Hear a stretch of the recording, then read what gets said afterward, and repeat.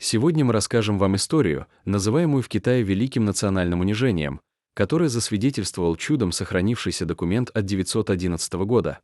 Прошение 10 тысяч жителей Шачжоу, преподнесенное великому священному Кагану уйгуров. Мы, смиренные люди и старейшины Шачжоу, числом в 10 тысяч человек, в глубокой скорби и с надеждой обращаем свои взоры на север, к уйгурам. Великий священный небесный Каган обладает мудростью и силой, способной усмирить степь и навести порядок на дорогах. Вы — наш божественный защитник.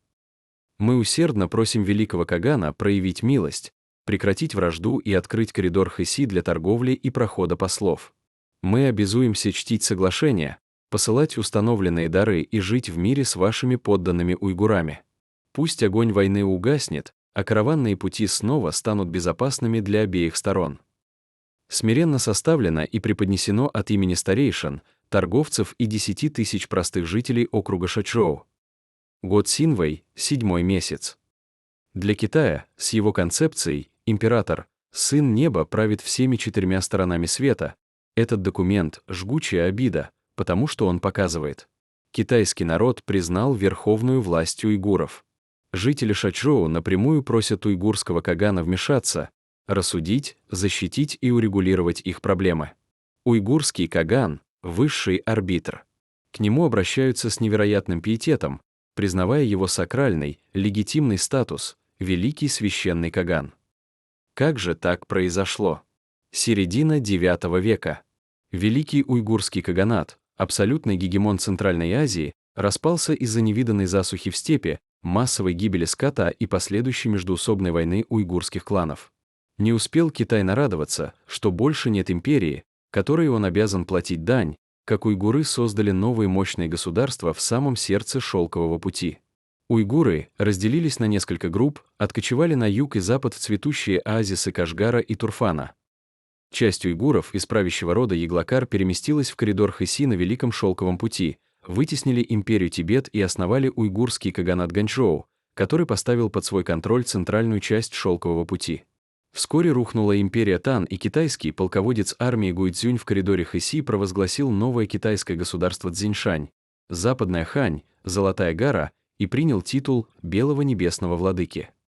Но в 911 году китайское государство Цзиньшань потерпело сокрушительное поражение от уйгурского ганчжоуского каганата, стало его вассалом и окончательно утратило самостоятельность в 914 году.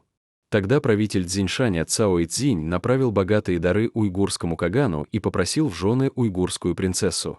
Уйгурский каган согласился с одним условием: его дочь станет старшей женой, а ее сыновья будут наследными правителями Цзиньшаня. Ао Ицзинь принял все условия, и уйгурский каганат Ганчжоу обеспечил китайскому государству Цзиньшань стабильные условия развития. Уйгурский и ганчжоуский каганат стал полноправным хозяином стратегического коридора Хэси. Такое положение сохранялось до 934 года. В том году скончался Женьюй, каган ганчжоуских уйгуров, называвший Цао Ицзиня братом. К власти пришел новый уйгурский каган Жэнмэй. В феврале 935 года Цао Ицзинь скончался в Дуньхуане. Молодой и амбициозный уйгурский каган Жэнмэй, чтобы показать, кто является хозяином Хэси, и, пользуясь своим господством над путем в Центральный Китай, взял под полный контроль все посольства армии Гуйцзюнь. В июле того же года каган Жэнмэй приказал перехватить и разграбить возвращавшееся из поздней Тан несанкционированное уйгурским каганатом китайское посольство, а глава посольства, верховный судья Лян Синде, был убит. После смерти Цао Ицзиня его сын от уйгурской небесной принцессы Ле, Цао Юаньдэ, вступил в должность цидуши, губернатора. Вскоре умерла и его мать, уйгурская небесная принцесса Ле. Центральный Китай всегда опасался, что после смерти Цао Ицзиня его жена, уйгурская небесная принцесса Ле, передаст власть своему сыну Цао Юаньдэ, а тот, опираясь на поддержку уйгуров, отдаст армию Гуйцзюнь в подчинение уйгурскому каганату Ганчжоу. Поэтому, как только старый Цао Ицзинь умер, в Дуньхуане началась грызня за трон, клан Са, китайской жены, против уйгурского наследника Цао Юаньдэ. При этом новый уйгурский каган Жэнмэй посылает сигнал новому губернатору Цао Юаньдэ: пока ты не докажешь нам свою лояльность и не подтвердишь наши привилегии, ни один рулон шелка из твоего оазиса не доедет никуда. В этой удушающей блокаде Цао Юаньдэ понимает: Воевать с уйгурами Ганчжоу — это самоубийство. И тогда он использует свой главный козырь — память о матери, уйгурской принцессе Ли, которая, к тому же, была родственницей Кагана Жэнмэя. Он построил в Дуньхуане святилище в честь матери, небесной принцессы Ли, известное как Мага-Асто. Это святилище — свидетельство гигантского уйгурского влияния. На стенах этой пещеры портрет принцессы Ли выполнен в колоссальном масштабе. Она изображена во главе пышной процессии, в самом роскошном уйгурском каганском наряде, с высоченной короной, усыпанной золотыми шпильками и фениксами. Цао Юаньдэ буквально высек в скале послание для всех будущих поколений: «Я правлю этой землей, потому что во мне течет кровь великих уйгурских каганов». Строительство святилища — это был грандиозный шаг Цао Юаньдэ по умиротворению уйгурского кагана Жэнмэя. Он буквально сказал новому кагану через этот памятник: «Мы с тобой одной крови. Твой предшественник Каган Жэньюй, названный брат моего отца, а небесная принцесса Ли — моя мать. Прекрати блокаду, давай договариваться». Кроме того, в октябре 937 года Цао Юаньдэ, воспользовавшись празднованием дня рождения великой императрицы империи Ляо, Шулюйпин, направляет послов с богатыми дарами. Понимая, что великая императрица Шулюйпин — уйгурка из знатного рода уйгурских каганов, основатель рода императрицы империи Ляо может повлиять на родственного уйгурского кагана Ганчжоу. Однако, к тому времени уйгурский каганат Ганчжоу уже признал вассальную зависимость перед уйгурской императрицей Шулюйпин империи Кидани Ляо и установил хорошие отношения.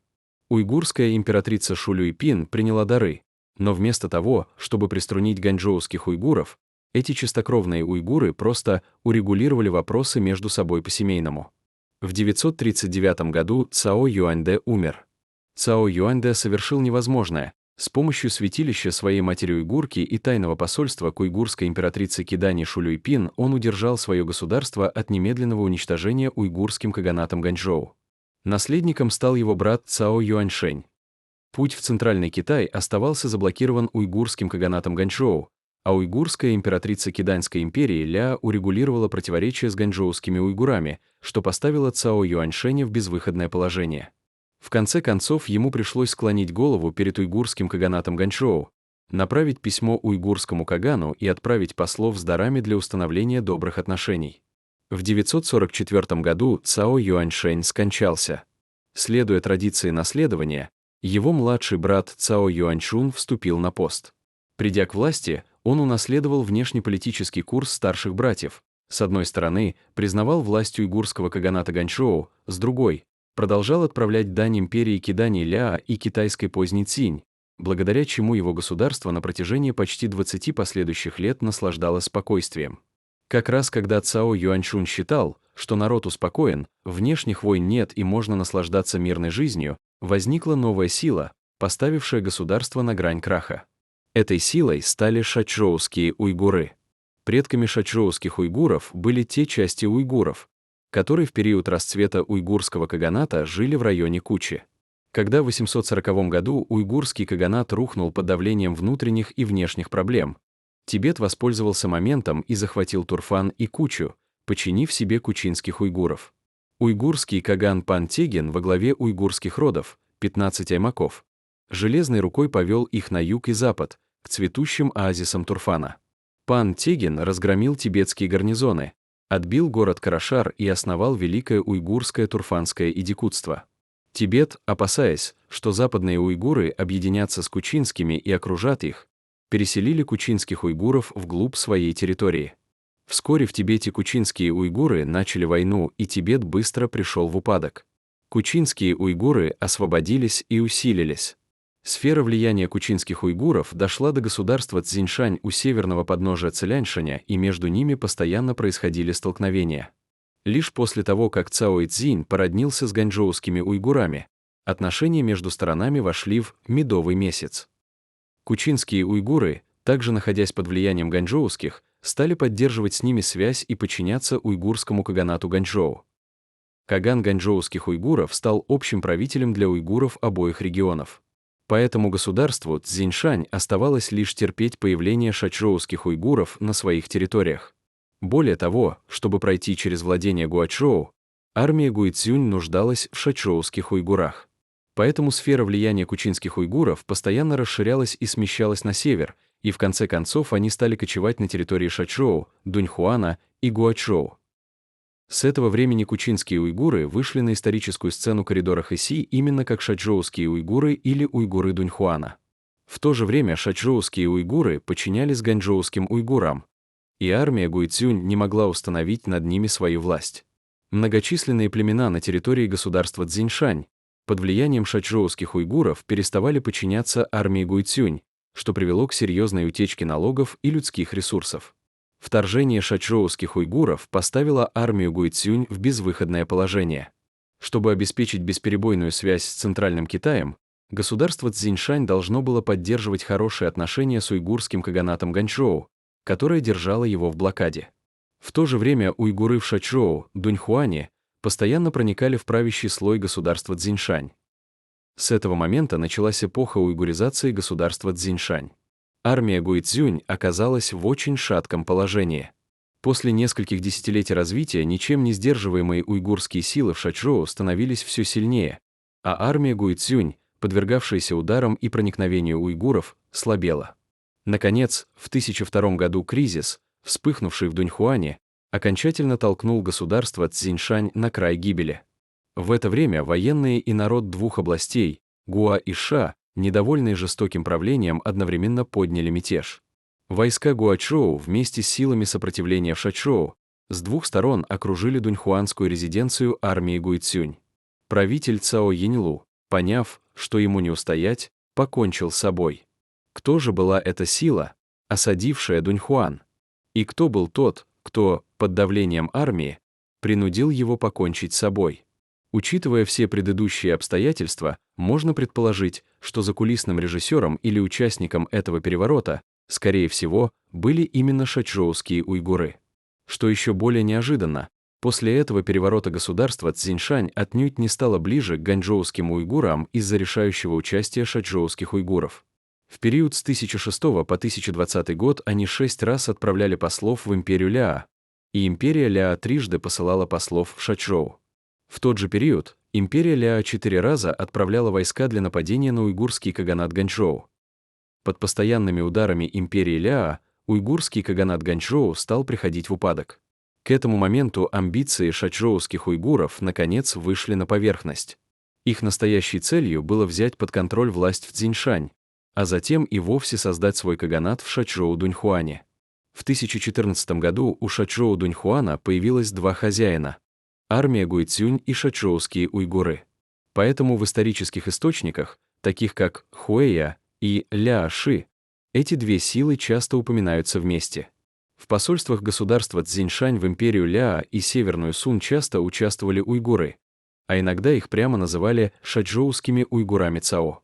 Со временем шачжоуские уйгуры окончательно забрали бы всю власть в Дуньхуане и создали бы свой каганат. Однако, в это время на коридор Хэси надвигался новый враг — тангуты. Но это уже другая история, как уйгуры провернули свой коронный исторический трюк и культурно колонизировали тангутов.